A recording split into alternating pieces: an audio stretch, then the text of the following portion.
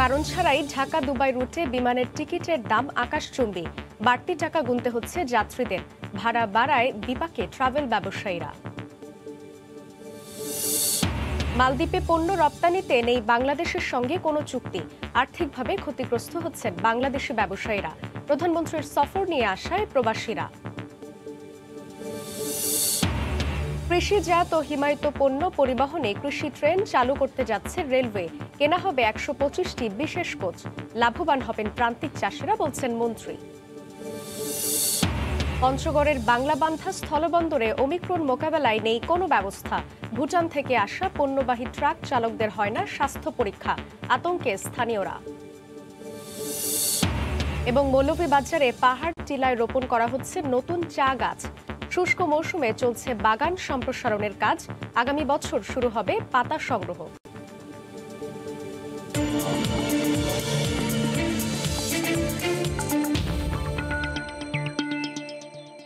দেখছিলেন শিরোনাম। আমন্ত্রণ জানাচ্ছি দেশ ও দেশের বাইরের অর্থ বাণিজ্যের নানা খবর নিয়ে আমাদের নিয়মিত আয়োজন এসময়ের বাণিজ্যে। আপনাদের সঙ্গে আছি আমি জান্নাতুল সাদিয়া। কোনো কারণ ছাড়াই হঠাৎ করে টিকিটের দাম বাড়িয়ে দিয়েছে বাংলাদেশ বিমান সহ মধ্যপ্রাচ্যগামী এয়ারলাইন্সগুলো। বাড়তি টাকা গুনতে হচ্ছে বিমান যাত্রীদের। ভাড়া বাড়ানোর কারণে লোকসান হচ্ছে ট্রাভেল ব্যবসায়ীদের। সংযুক্ত আরব আমিরাতের দুবাই থেকে শিবলি আল সাদিকের রিপোর্ট। করোনা মহামারী কাটিয়ে ফের চাঙ্গা আরব আমিরাতের পর্যটন খাত। প্রতিদিনই দেশটিতে ঘুরতে আসছেন অসংখ্য বাংলাদেশি। বাংলাদেশ থেকে সংযুক্ত আরব আমিরাত সহ মধ্যপ্রাচ্যের দেশগুলোতে টিকিটের চাহিদা বাড়ায় হঠাৎ করেই ভাড়া বাড়িয়ে দিয়েছে বাংলাদেশ বিমান সহ বিভিন্ন এয়ারলাইন্স কোম্পানি। টিকিটের দাম বাড়ায় আরব আমিরাতে কমে গেছে বাংলাদেশি পর্যটকদের আসা যাওয়া। এতে ব্যবসায়িকভাবে লোকসানের মুখে পড়েছেন বাংলাদেশি মালিকানাধীন ট্রাভেল ও ট্যুরিজম কোম্পানিগুলো। করার চেষ্টা করতেছি ইনবাউন্ড আউটবাউন্ড, যেটা বাংলাদেশে থেকে টুরিস্ট আমরা এখানে আনবো এবং এখানকার টুরিস্ট যাতে বাংলাদেশে যায়। আমাদের এখানে অনেক ভিসা ইস্যু করে দুবাই গভর্নমেন্ট টুরিস্ট আসার জন্য, কিন্তু আমাদের দেশ থেকে আমাদের ইমিগ্রেশন টুরিস্টদের আসার ক্ষেত্রে যেই ধরনের বাধ্যবাধকতা ওরা সমস্যা ফিল করে এবং যে টিকিটের যে প্রাইসটা ইদানিং বেড়ে গেছে। বর্তমানে বাংলাদেশ থেকে দুবাই আসতে হলে ১ লাখ থেকে ১০০ লাখ টাকা বিমান ভাড়া দিতে হচ্ছে। অন্যদিকে পাকিস্তান ও ভারত থেকে দুবাইয়ের রিটার্ন টিকিট পাওয়া যাচ্ছে ১৫ থেকে ২০ হাজার টাকায়। বাংলাদেশিদের ক্ষেত্রে এই বৈষম্য দূর করতে সরকারকে এখনই ব্যবস্থা নেওয়ার দাবি জানিয়েছেন প্রবাসীরা।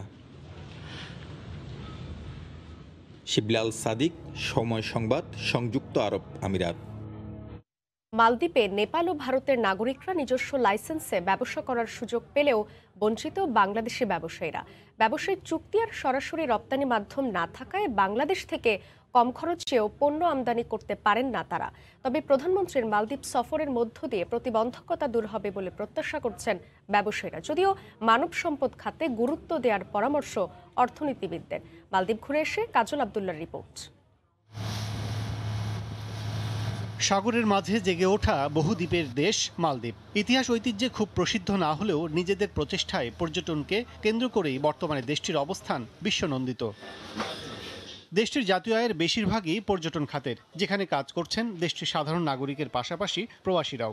অভ্যন্তরীণ উৎপাদন কম হওয়ায় খাদ্যপণ্য, পোশাক, কসমেটিক্স সহ বেশিরভাগই আমদানি নির্ভর। ভারত সহ কয়েকটি দেশ এই পণ্যের যোগান দিলেও অনেকটাই পিছিয়ে বাংলাদেশ। ব্যবসা করার অনুমতিও নেই নিজস্ব লাইসেন্সে। যদিও ২২ ডিসেম্বর প্রধানমন্ত্রীর সফরের মাধ্যমে আশার আলো দেখছেন মালদ্বীপে বসবাসরত ব্যবসায়ীরা। আমরা আশাবাদী বাংলাদেশ সরকার মালদ্বীপের সরকারের সাথে কথা বলে আমাদের এই ব্যবসার যে একটা আমাদের আকাঙ্ক্ষা সেটা অবশ্যই সলভ করবেন। মালদ্বীপ বাংলাদেশের অনেক বাণিজ্যিক সুযোগ সুবিধা অগ্রগতি হবে এরকম একটা প্রত্যাশা রাখতেছি। শ্রীলঙ্কা ইন্ডিয়ান মালগুলো আমাদের কাছাকাছি মালদ্বীপের, ওরা সহজে আসতে পারে, আমাদের দেশের মালগুলো আসা যায় সহজে। মালদ্বীপ হাইকমিশন জানায় বাংলাদেশ থেকে শ্রমিক পাঠানো, বাণিজ্য চুক্তি সহ বিভিন্ন বিষয়ে আলোচনা হবে দুদেশের সরকার প্রধানের। অর্থনীতিবিদদের পরামর্শ, সর্বাধিক গুরুত্ব দিতে হবে কর্মসংস্থান বিষয়ে। দ্বিপাক্ষিক বাণিজ্যিক সম্পর্কের উন্নয়ন, যেটা মাননীয় প্রধানমন্ত্রীর তার নিজস্ব একটা এজেন্ডা, উনি আমাকে প্রথমেই বলে দিয়েছিলেন। মালদ্বীপে আমাদের প্রবাসী কর্মী যারা অনিয়মিত আছে তাদেরকে নিয়মিতকরণ, এছাড়া পারস্পরিক যে যোগাযোগের ক্ষেত্র আছে, মালবাহী জাহাজ যদি মাসে অন্তত একটা হয় দুইটা হয়, এটা যদি আসে তাহলে আমাদের ব্যবসায়ীদের জন্য মালদ্বীপে রপ্তানির খরচটা অনেক কমে যাবে। মালদ্বীপের বাজারে কিন্তু বাংলাদেশের শ্রমিকের ভালো চাহিদা আছে এবং যারা এখন এই অনানুষ্ঠানিকভাবে আছে তারা যদি এখন ওইভাবে যদি একটু ফর্মালি তাদেরকে ইন্টিগ্রেট করা হয় ওই ইকোনমিতে, তাহলে বাংলাদেশের অর্থনীতিতে তারা রেমিটেন্স পাঠিয়ে ভালো অবদান রাখতে পারে। দ্বিপাক্ষিক আলোচনার মাঝে বাংলাদেশের পর্যটন খাতের উন্নয়নে মালদ্বীপের পর্যটনের কারিগরি দক্ষতার সহায়তা নেওয়ার পরামর্শ দিয়েছেন অর্থনীতিবিদরা। কাজল আব্দুল্লাহ, সময় সংবাদ, মালদ্বীপ। এবার কৃষি ট্রেন চালু করতে যাচ্ছে বাংলাদেশ রেলওয়ে। কৃষিজাত পণ্যের পাশাপাশি হিমায়িত পণ্য পরিবহনে থাকবে ফ্রিজিং সুবিধা। চীন থেকে কেনা হবে 125টি বিশেষ কোচ। আগামী বছরের শেষে কৃষি এক্সপ্রেস সার্ভিস চালুর প্রত্যাশা জানিয়ে রেলমন্ত্রী বলছেন, এতে উৎপাদিত পণ্য কৃষক নিজেই বিক্রি করতে পারবেন রাজধানীর বাজারে। নাজমুস সালহির প্রতিবেদন। বাংলাদেশের গ্রামীণ অর্থনীতি এখনো শতভাগে কৃষি ও কৃষি পণ্যের ওপর নির্ভরশীল। বেশিরভাগ কৃষকই তার উৎপাদিত পণ্য বিক্রি করেন গ্রামীণ বাজারে। সেখান থেকে 2-3 স্তরে মধ্যস্বত্বভোগীর হাত ঘুরে সেই পণ্য চলে যায় রাজধানীর বাজারে। ফলে ঢাকার বাজারে উচ্চ দামে বিক্রি হলেও বেশিরভাগ সময়ই ন্যায্য মূল্য থেকে বঞ্চিত হন কৃষক। যদি সরাসরি আমরা যেতে পারতাম তাহলে আমরা বেশি দামে বেচতে পারতাম। রাস্তায় যানজটের কারণে রাতেও পৌঁছে, সারা রাতেও পৌঁছে না, 12-14 ঘন্টা সময় লাগে রাস্তার মধ্যে মাল পৌঁছে। কৃষক নিজে কিংবা ক্ষুদ্র ব্যবসায়ীরা ঢাকার বাজারে পণ্য বিক্রি করতে চাইলে সড়ক পথই একমাত্র ভরসা। কাগজ মাল তুলে রাস্তার ভিতর জাম, মাল যায় না, যার যাতে একদিন পৌঁছে যায় সে মালগুলো আর চলে না। এই যে গাড়ি ভাড়া দিতাম আগে 16,000-17,000, এখন গাড়ি ভাড়া দিচ্ছি 22,000-23,000। এমন বাস্তবতায় স্বল্প খরচে ট্রেনের মাধ্যমে মালামাল পরিবহনে দীর্ঘদিনের দাবি প্রান্তিক চাষি ও ক্ষুদ্র ব্যবসায়ীদের। স্পেশাল যদি একটা ট্রেন যদি থাকতো বা দিতেন তাহলে আমাদের এই এলাকার কৃষক ভাইদের জন্য নিয়ে যাওয়াটা খুব সুবিধা হতো। সরাসরি জিনিসটা নিয়ে যায় বেচতে পারত। ট্রেন পথে হলে আমাদের 2 থেকে 3 হাজার টাকা হলেই আমাদের মালগুলো চলে যাবে। এমন চাহিদার কথা মাথায় রেখে কাঁচা সবজি, মাছ, দুধ ও হিমায়িত পণ্য পরিবহনের উদ্যোগ নিয়েছে বাংলাদেশ রেলওয়ে। চীন থেকে কেনা হচ্ছে 125টি বিশেষ কোচ, থাকবে ফ্রিজিং সুবিধাও। এবং এটা চুক্তি হয়েছে। রেলমন্ত্রী বলছেন, এতে স্বল্প খরচে সহজে কৃষক নিজেই তার উৎপাদিত পণ্য ঢাকার বাজারে বিক্রি করতে পারবেন। কৃষক লাভবান হওয়ার পাশাপাশি এতে সুদৃঢ় হবে গ্রামীণ অর্থনীতি। 125টা আসতেছে লাগেজ ভ্যান, যেটা কৃষি পণ্য পরিবহনের জন্য। এর ভিতরে 50টা হলো ব্রড গেজ, 75টা হলো মিটার গেজ। এই 75টা মিটার গেজের মধ্যে 16টা হলো তোমার রেফ্রিজারেটরে থাকবে, আর এই 50টা ব্রড গেজের মধ্যে 10টা কোচ থাকবে, যেখানে রেফ্রিজারেটরের প্রভিশন থাকবে। কৃষি পণ্যের হাব হবে রাজধানীর তেজগাঁও রেল স্টেশন। সেই লক্ষ্যে কাজ করছে বাংলাদেশ রেলওয়ে। রেলের বহুমুখী ব্যবহার। নাজমুস সালিহি, সময় সংবাদ, ঢাকা। অতি মুনাফাভোগী সিন্ডিকেটের কারণে সরু চালের দাম কমানো যাচ্ছে না বলে জানালেন খাদ্যমন্ত্রী। এদিকে দেশে মিনিকেট কিংবা নাজিরশাল নামে কোনো জাতের চাল নেই বলে জানিয়েছেন খাদ্য সচিব। মোটা চাল বিক্রি হচ্ছে ছাঁটাই করে। বর্তমানে দেশের খাদ্য গুদামগুলোতে প্রায় 14 লাখ মেট্রিক টন চাল ও 3 লাখ মেট্রিক টন গমের মজুদ রয়েছে। এদিকে খাদ্য পরিকল্পনা ও পরিধারণ কমিটির সিদ্ধান্ত অনুসারে চলতি আমন মৌসুমে 40 টাকা কেজি দরে 5 লাখ টন চাল ও 27 টাকা কেজি দরে 3 লাখ টন ধান সংগ্রহের লক্ষ্যমাত্রা নেওয়া হলেও এ পর্যন্ত 1,88,000 মেট্রিক টন চাল সংগ্রহ করা হয়েছে।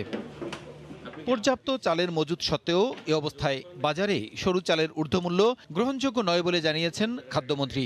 ব্যবসায়ীদের অতি মুনাফার মানসিকতা ও জ্বালানি মূল্য বৃদ্ধিতে পরিবহন সংকটেই চালের দাম বাড়ার প্রধান কারণ বলে জানান তিনি। মোটা চালের দাম বাড়ছে না, মানুষ সরু এবং মাঝারি চাল খেতে অভ্যস্ত হয়ে গেছে। পরিবহনের ভাড়াও একটু বৃদ্ধি পেয়েছে, কোনো জায়গায় 6 টাকা ডিফারেন্স, কোনো জায়গায় 7 টাকা ডিফারেন্স।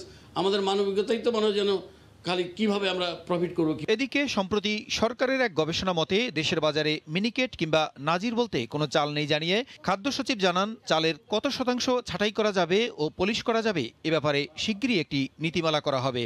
বাজারে মিনিকেট নামে চাল বিক্রি হচ্ছে, কিন্তু ধান মিনিকেট নাই বললেই চলে। 29-28কে মিনিকেট বলতেছে, মোটা ধানকেও মিনিকেট বলতেছে। আমরা সেই জন্য ছাঁটাই নীতিমালাটা একটা তৈরি করছি, একটা কমিটি করে দেওয়া হয়েছে, তারা কাজ করছে যে সায়েন্টিফিক্যালি কত % ছাঁটাই করা যাবে। চালের মূল্য নিয়ন্ত্রণে আগামী 29 ডিসেম্বর চাল ব্যবসায়ী, মিলার ও আমদানিকারকদের নিয়ে একটি যৌথ সভা করার কথাও জানান খাদ্য সচিব। প্রসূন আশিস, সময় সংবাদ, ঢাকা। এই বছর 15 সংগঠন পেল জয় বাংলা ইয়ুথ অ্যাওয়ার্ড। বিজয়ীদের হাতে পুরস্কার তুলে দেন রাদওয়ান মুজিব সিদ্দিক। হাতে হাত রেখে দেশকে এগিয়ে নিতে তরুণদের প্রতি আহ্বান জানান সজীব ওয়াজেদ জয়। এদিকে অনুষ্ঠানে ধারণকৃত বক্তব্যে প্রধানমন্ত্রী বলেন, প্রযুক্তির সঙ্গে নিজেদের তাল মিলিয়ে দেশের কল্যাণে তরুণদের আত্মনিয়োগ করতে হবে। তারুণ্যে উদ্ভাসিত বাংলাদেশ।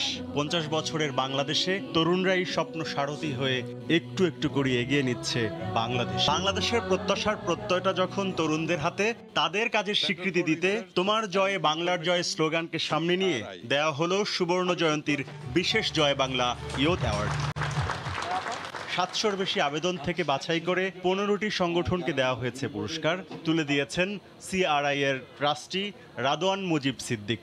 পুরস্কার হাতে নিয়ে অনুভূতির কথা জানালেন তরুণ সমাজসেবীরা। জয় বাংলা ইয়ুথ অ্যাওয়ার্ড এইটা আসলে তরুণদের জন্য এক প্রকারের স্বপ্ন, আর এই স্বপ্নটা আসলে দেশটা নিয়ে যে স্বপ্নগুলো দেখি সেই স্বপ্নগুলোকে আরো বেশি উজ্জীবিত করে। পুরস্কার পাওয়ার মানেই দায়িত্বটা আরো বেশি বেড়ে যাওয়া, লাইমলাইটে আসা, এবং দায়িত্বর সাথে এটাও মাথায় থাকতে হয় যে আমাকে দেখে অনেকেই এখন ইন্সপায়ার্ড হচ্ছে, অনেকেরই চোখ এখন আমার প্রতি, সো আরো ভালোভাবে নিষ্ঠার সাথে কাজ করে যেতে চাই। প্রধানমন্ত্রীর তথ্য ও যোগাযোগ প্রযুক্তি বিষয়ক উপদেষ্টা ও CRI এর চেয়ারম্যান সজীব অজেদ জয় ধারণ করা বক্তব্যে বলেন, পরনির্ভরশীলতা নয়, নিজেদের শ্রমে তরুণদের হাত ধরে এগিয়ে যাচ্ছে বাংলাদেশ। শুধু সরকারের উপর নির্ভরশীল থাকলে হবে না। তাই আমাদের উদ্দেশ্য যে আমাদের দেশে যারা দেশের জন্য পরিশ্রম করছে, তারা নিজেদের সময় দিচ্ছে, অর্থায়ন দিচ্ছে, পরিশ্রম দিচ্ছে, তারা কারো কাছে হাত পেতে নেয়। তাদের ইচ্ছা হচ্ছে বিভিন্ন মানুষের সমস্যা সমাধান করা। অনুষ্ঠানের প্রধান অতিথির বক্তব্যে প্রধানমন্ত্রী শেখ হাসিনা বলেন, তরুণ মেধাবীদের হাত ধরেই এগিয়ে যাচ্ছে বাংলাদেশ। করোনা ভাইরাসের মহামারীর ভিতরেও যেভাবে আমাদের দেশের তরুণ সমাজ মানুষের কল্যাণে ঝাঁপিয়ে পড়েছে এবং নির্ভয়ে মানব সেবায় নিয়োজিত হয়েছে, তা দেখে আমরা সবাই সত্যি খুব গর্বিত। তরুণদের মেধা জ্ঞানকে কাজে লাগেই আমরা আগামী দিনে বাংলাদেশ গড়তে চাই। দেশের উন্নয়নমূলক কর্মকাণ্ডে তরুণ প্রজন্মকে সরাসরি অন্তর্ভুক্ত করার উদ্দেশ্যে তাদের নতুন ধারণা ও উদ্ভাবনগুলোকে তুলে আনার জন্যই 2014 সালের 15 নভেম্বর আত্মপ্রকাশ করে ইয়ং বাংলা প্ল্যাটফর্ম। তরিকুল ইসলাম সৌরভ, সময় সংবাদ, সাভার। দেখছেন এই সময়ের বাণিজ্য। পঞ্চগড়ের বাংলাবান্ধা স্থলবন্দর দিয়ে ভারত, নেপাল ও ভুটানের সঙ্গে সড়কপথে যোগাযোগ হয়। আমদানি রপ্তানি ও বিজনেস ভিসায় যাত্রী পারাপার স্বাভাবিক গতিতে চললেও করোনার নতুন ভ্যারিয়েন্ট ওমিক্রন মোকাবেলায় নেই কোনো প্রতিরোধ ব্যবস্থা। বন্দর ও ইমিগ্রেশন কর্তৃপক্ষ স্বাস্থ্যবিধি ও পরীক্ষা নিরীক্ষার দাবি করলেও শ্রমিক যাত্রীরা বলছেন কোনো উদ্যোগই নেওয়া হয়নি। পঞ্চগড় থেকে আব্দুর রহিমের পাঠানো তথ্য, ছবিতে রিপোর্ট। বিশ্বব্যাপী করোনার নতুন ভ্যারিয়েন্ট ওমিক্রন প্রতিরোধে পঞ্চগড়ের বাংলাবান্ধা স্থলবন্দর ও ইমিগ্রেশন কর্তৃপক্ষ কার্যত কোনো ব্যবস্থাই গ্রহণ করেনি। বন্দর ও ইমিগ্রেশনের দায়িত্বপ্রাপ্ত কর্মকর্তারা সরকারের বিধিনিষেধ পুরোপুরি বাস্তবায়ন করা হচ্ছে বলে দাবি করেন। তবে বন্দরে কর্মরতরা বলছেন, ভারত, ভুটান থেকে আসা ট্রাক ড্রাইভারদের স্বাস্থ্য পরীক্ষা করা হয় না।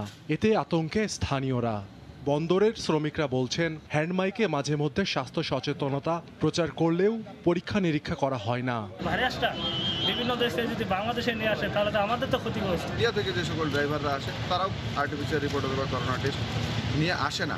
আর ভারত থেকে পণ্য সামগ্রী নিয়ে আসা ট্রাক ড্রাইভাররা বলছেন, ভারতে স্বাস্থ্য পরীক্ষা করা হলেও বাংলাবান্ধায় করা হয় না।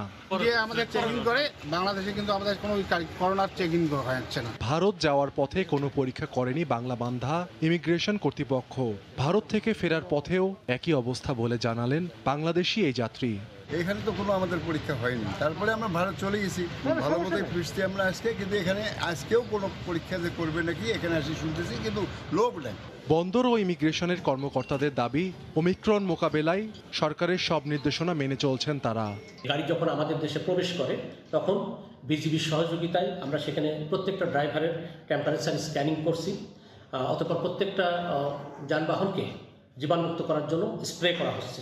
বেশিরভাগ হচ্ছে ইন্ডিয়া এবং নেপাল থেকে আসে, তাদের ক্ষেত্রেও আরটিপিসিআর দেখে তারপরে আমরা তাদেরকে পরীক্ষা করে ভিতরে নিচ্ছি। যাদের নো ডোজ এবং সিঙ্গেল ডোজ আছে তাদের ক্ষেত্রে র্যাপিড টেস্ট বা অ্যান্টিজেন টেস্ট করা হচ্ছে। প্রতিদিন এই বন্দর দিয়ে প্রায় 350 ট্রাক যাতায়াত করে। সময় সংবাদ, পঞ্চগড়। ভারতের পেট্রাপোল ইমিগ্রেশন কর্তৃপক্ষের নানান শর্ত আরোপে আবারও কমেছে যাত্রী যাতায়াত। কড়াকড়ি স্টুডেন্ট, বিজনেস ও মেডিকেল ভিসায়ও। এক মাস আগে যাত্রীর সংখ্যা দিনে 2000-এর ঘরে থাকলেও বর্তমানে কমে দাঁড়িয়েছে 1000 থেকে 1200-র ঘরে। বিস্তারিত জানাতে এই মুহূর্তে বেনাপোল ইমিগ্রেশন এলাকায় আছেন সহকর্মী আজিজুল হক। সরাসরি যাচ্ছি তার কাছে। আজিজুল, ধন্যবাদ সাদিয়া আপনাকে। বেনাপোল স্থলবন্দর থেকে ভারতের কলকাতা শহরের দূরত্ব মাত্র 84 কিলোমিটার। একজন পাসপোর্ট যাত্রী মাত্র 3 ঘন্টায় বেনাপোল ইমিগ্রেশন এবং কাস্টমের কার্যক্রম সম্পন্ন করে সহজে কিন্তু পৌঁছাতে পারে ভারতের কলকাতা শহরে। মূলত এই যোগাযোগ ব্যবস্থা সহজ হওয়ার কারণে কিন্তু প্রতি বছর এই বেনাপোল বন্দর দিয়ে ভারত এবং বাংলাদেশের মধ্যে প্রায় 18 লাখ পাসপোর্ট যাত্রী যাতায়াত করত।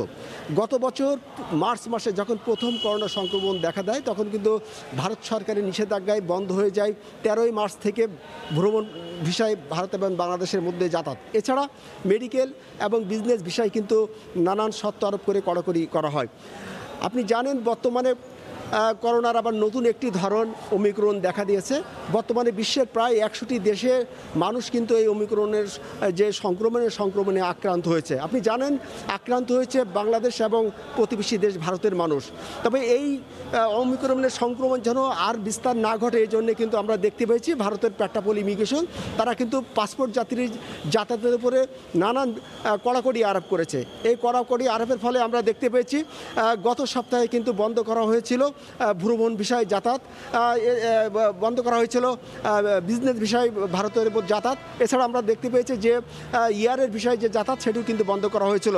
সর্বশেষ যদি আপনাকে কথা বলি যে গত 3 দিন আগে আমরা দেখতে পেয়েছি ভারতের পেট্রাপোল ইমিগ্রেশন কর্তৃপক্ষ যে স্টুডেন্ট বিষয় যারা ভারতে পড়াশোনা করতে বাংলাদেশিরা সেই স্টুডেন্ট বিষয় যাতায়াতকারী পাসপোর্ট যাত্রীদের কিন্তু তার উপর তারা কড়াকড়ি আরোপ করে এবং এক প্রকার বাংলাদেশ ইমিগ্রেশন কর্তৃপক্ষকে তারা জানিয়ে দেয় যে আপাতত স্টুডেন্ট বিষয় যাত্রীরা যেন ভারতে না যায়। তো আমরা কথা বলেছি ইমিগ্রেশন কর্তৃপক্ষের সাথে। ইমিগ্রেশন কর্তৃপক্ষ আমাকে জানিয়েছেন যে ভারতের পেট্রাপোল ইমিগ্রেশন কর্তৃপক্ষ তাদেরকে মৌখিকভাবে যেটি জানিয়েছেন যে আপাতত তারা যেন 700 থেকে 800 বেশি যাত্রী যেন বাংলাদেশ থেকে ভারতে না পাঠায়।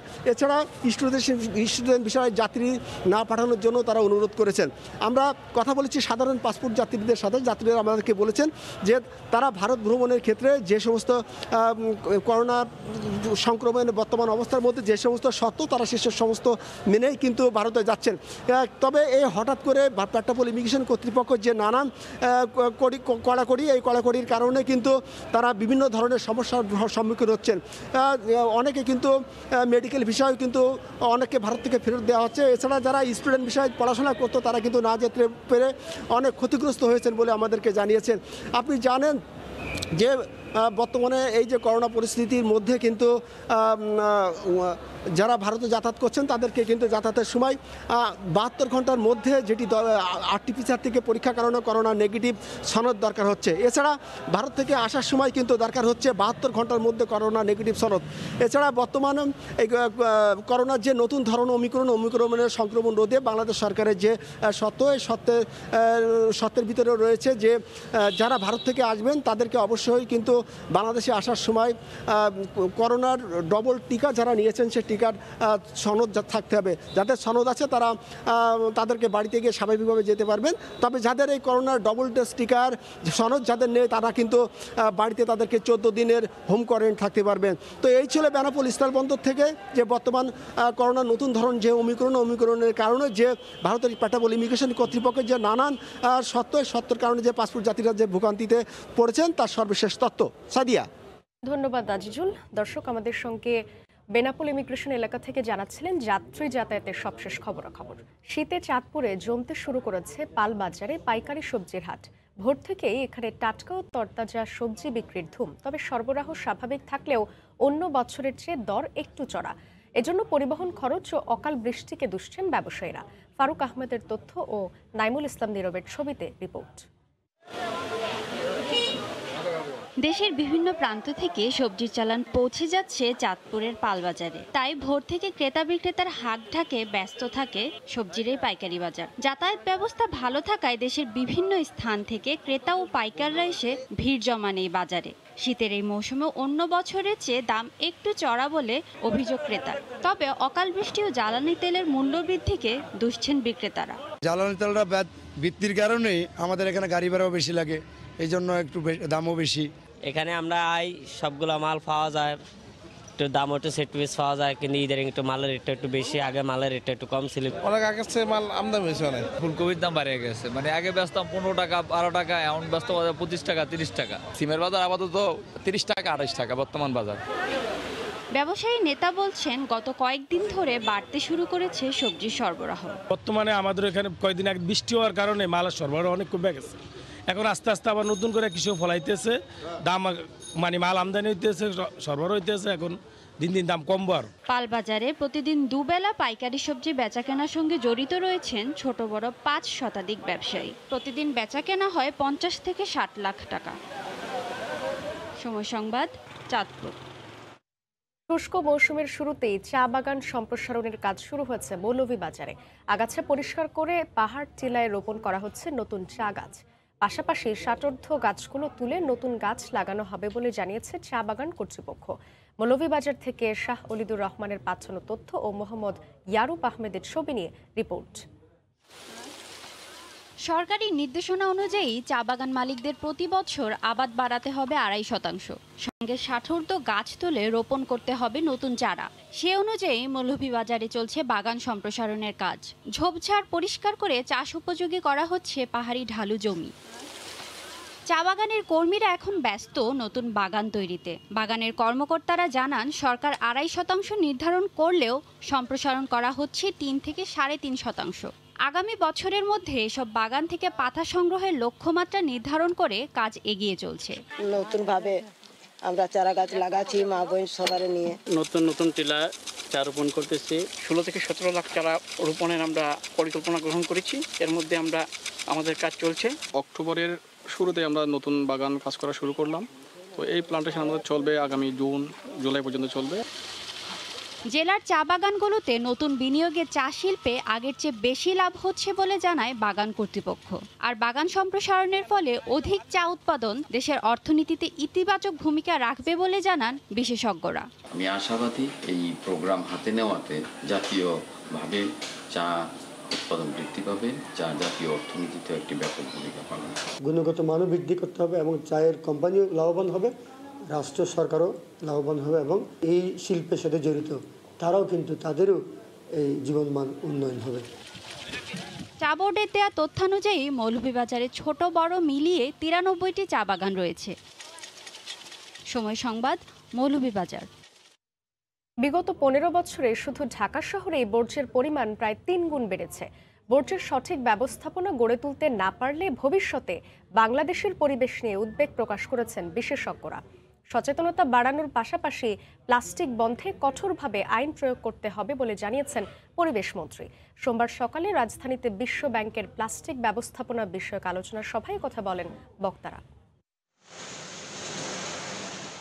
দেশে অভ্যন্তরীণ উৎপাদন যেমন বাড়ছে, সে হারে প্রতিদিন বাড়ছে প্লাস্টিক বর্জ্যের পরিমাণও। পরিসংখ্যান বলছে সারা দেশে উৎপাদিত বর্জ্যের 37%ই ঢাকা শহরের। আর ঢাকার আশপাশের 4টি নদীকে উল্লেখ করা হয়েছে বর্জ্য সংগ্রহের হটস্পট হিসেবে।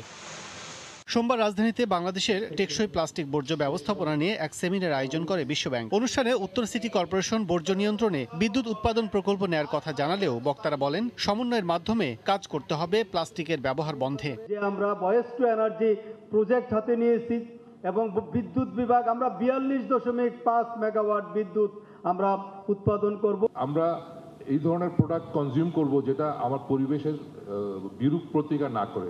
অনুষ্ঠানে প্লাস্টিক উৎপাদক ও ব্যবহারকারীকে করের আওতায় নিয়ে আসার পরামর্শ দেন পরিবেশ সচিব। এছাড়া প্লাস্টিক ব্যবহার বন্ধে কঠোরভাবে আইন প্রয়োগের কথাও বলেন পরিবেশ মন্ত্রী। শুধু ব্যবহার কমানো নয়, প্লাস্টিকের প্রতি নির্ভরতা কমাতে ব্যবহারকারী ও উৎপাদক উভয়কেই কর আরোপ করতে হবে। আমাদের জনগণকে আরো সচেতন করতে হবে এবং সংশ্লিষ্ট বিভাগ যারা দায়িত্বে আছে তাদেরকে আরো দায়িত্বশীল হতে হবে। 2025 সালে বাংলাদেশের দৈনিক প্রায় 47,000 টন বর্জ্য উৎপাদন হবে বলে আশঙ্কা করছেন বিশেষজ্ঞরা। কাজল আব্দুল্লাহ, সময় সংবাদ, ঢাকা। করোনার সংক্রমণ বাড়তে থাকায় বড়দিনের আগে রাত্রিকালীন কারফিউ জারির সিদ্ধান্ত নিয়েছে ইতালি। আক্রান্তের সংখ্যা 50,000 ছাড়ালে ফের আসতে পারে লকডাউন। এর মধ্যেই দেশটিতে করোনার নতুন ধরন ওমিক্রনে আক্রান্তের সংখ্যা 60 জন ছাড়িয়ে গেছে। এমন পরিস্থিতিতে ফের লোকসানের সংখ্যায় প্রবাসী ব্যবসায়ীরা। ইতালির রোম থেকে জুমানা মাহমুদের রিপোর্ট। গত মার্চের পর ইতালিতে প্রথমবারের মতো একদিনে করোনা আক্রান্ত হয়েছেন 28,000-এর বেশি মানুষ। মৃত্যুর সংখ্যাও ঊর্ধ্বমুখী। সবশেষ একদিনে মারা গেছেন 137 জন। সংক্রমণ ও মৃতের সংখ্যা বাড়তে থাকায় ফের কঠোর অবস্থানে যাচ্ছে ইতালি প্রশাসন। ওমিক্রন রোধে আগে থেকেই বাড়তি প্রস্তুতি নিতে শুরু করেছে ইতালি। করোনা মহামারীর প্রথম ঢেউয়ের চরম আঘাত থেকে শিক্ষা নিয়ে এবার তারা আগেভাগেই কড়াকড়ি আরোপ করতে চলেছে। বড়দিনের আগে রাত্রিকালীন কারফিউ জারির সিদ্ধান্ত নিতে পারে কর্তৃপক্ষ। সংক্রমণ বাড়তে থাকলে ফের লকডাউনের আভাস দিয়েছে ইতালি সরকার। এতে শঙ্কিত প্রবাসী ব্যবসায়ীরা। নতুন করে যে ভাইরাস ওমিক্রন, এই ভাইরাসের জন্য এখন আবার আমাদের নতুন করে লকডাউন বা কারফিউ দেওয়ার সিদ্ধান্ত চলতেছে। যদি আবার নতুন করে সিদ্ধান্ত হয় তাহলে আমরা আরও ক্ষতিগ্রস্ত হয়ে পড়ব। করোনার কারণে এমনি আমরা ব্যবসায়ীরা খুব ক্ষতিগ্রস্ত হয়ে গেছি। এর ভিতরে আবার নতুন ওমিক্রন ভাইরাস ঠেকাতে সরকার কঠোর পদক্ষেপ নিয়েছে। শুনতেছি তারা কারফিউ জারি করবেন। তা আমাদের প্রবাসী সকল বাংলাদেশি ভাইদের কাছে অনুরোধ, তারা সরকারের সব বিধিনিষেধ মেনে চলাচল করবেন। করোনার নতুন ধরন ওমিক্রন বিস্তার এবং করোনার সংক্রমণ নিয়ন্ত্রণ না হলে আগামী জানুয়ারি থেকে আবারও শিক্ষা প্রতিষ্ঠান বন্ধ হতে পারে বলে ইঙ্গিত দিয়েছেন দেশটির স্বাস্থ্য বিশেষজ্ঞরা। রাজধানী রোমে মাস্ক পরা বাধ্যতামূলক হতে যাচ্ছে। জুমানা মাহমুদ, সময় সংবাদ, রোম, ইতালি। বড়দিনকে সামনে রেখে লন্ডন সেজেছে অন্যরকম সাজে। আলোকসজ্জার সুবাদে সবাই ভাসছে আনন্দের জোয়ারে। রং বেরঙের ক্রিসমাস টাওয়ার, পানির ফোয়ারা, রূপালী ম্যাকারন যেন বড়দিনের আয়োজনকে নবরূপ দিয়েছে। বড় বড় ভবনে সাজ রব যেন জানান দিচ্ছে উৎসবের আগমনী বার্তা। তবে এই আনন্দ উদযাপনে কিছুটা হলেও চোখ রাঙাচ্ছে ওমিক্রন। লন্ডনের আকাশে এখন শুধু আলোর ঝলকানি। ট্রাফলগার স্কোয়ারের ক্রিসমাস ট্রির গায়ে রয়েছে মুক্তা সদৃশ্য আলো। চলতি বছরকে বিদায় জানানো হচ্ছে অগ্নিশিখার আলোকে। প্রাণহীন সিংহ যেন প্রাণ ফিরে পেয়েছে সোনালি আর সাদা আলোর আভায়। ক্রিসমাস ট্রির মাথায় থাকা তারা যেন ছুঁয়ে ফেলেছে সুউচ্চ আকাশ। বড় বড় বিল্ডিং এর সাজ রব যেন জানান দিচ্ছে বড়দিনের আগমনী বার্তার। নাগরিক কোলাহলের মাঝে রং বেরঙের আলো লন্ডনের রাস্তাগুলোকে সাজিয়েছে একেবারে অন্যভাবে। প্রিয় মানুষের সাথে মুঠোবন্দির সময়গুলো থেকে যাচ্ছে স্মৃতির ফ্রেমে। আর হবেই বা না কেন, কারণ আর মাত্র কদিন বাদেই তো খ্রিস্ট ধর্মাবলম্বীদের সবচেয়ে বড় উৎসব বড়দিন। তার আগেই লন্ডনবাসীর নানান রকমের আয়োজন। রাস্তার দুপাশে উঁচু উঁচু দালানগুলো যেন উড়ন্ত পরীদের দখলে। কেউ ছবি তুলে, কেউ খেয়ে দিয়ে, কেউ বা আবার শপিং করে আনন্দ উদযাপন করছে নিজেদের মতো। রাস্তার আলোকসজ্জা দেখতে দেখতে আলোকিত গাড়ি নজর কাড়বে সবার। বাহারি রকমের বলের সমাহার, আলোকিত সুড়ঙ্গ নিয়ে যাবে অন্য এক দুনিয়ায়। মৌসুমী সাথী, সময় সংবাদ। উত্তর ইউরোপের দেশ সুইডেনের নিজস্ব ভাষা সুইডিশ হলেও সেখানে বেশ প্রাধান্য রয়েছে ইংরেজির। দেশটির বেশিরভাগ নাগরিকই ইংরেজি ভাষায় দক্ষ। অনেক অভিবাসী সুইডিশ না জানলেও ইংরেজিতে কথা বলে চাকরি, ব্যবসা করছেন। সুইডেন থেকে আরও জানাচ্ছেন শফিউল আলম।